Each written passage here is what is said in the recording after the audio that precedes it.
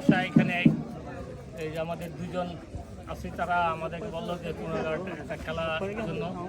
আমি বলে সময় আছে খেলার জন্য নিয়ে আসলাম আজকে। যারা খেলবেন তাদেরকে আমি অনুরোধ করতেছি, বিদ্বেষমূলক আচরণ করবেন না। আমার প্লেয়াররাও বলতেছি, খেলার মতন খেলতে হবে, যাতে মানুষ দেখে যে একাডেমি কিসের জন্য করা হয় এবং কী ধরনের একাডেমি করলে কি কি তার গুণাগুণ থাকে সেই জন্য উঠতে হবে মাঠে।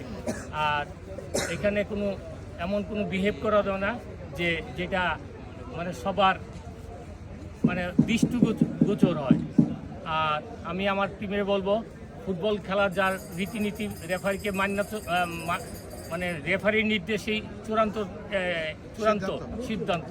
এখানে কোনো আর যে আপনার অফসাইড ফাউল এগুলি তাকে সাজেস্ট করা যাবে না।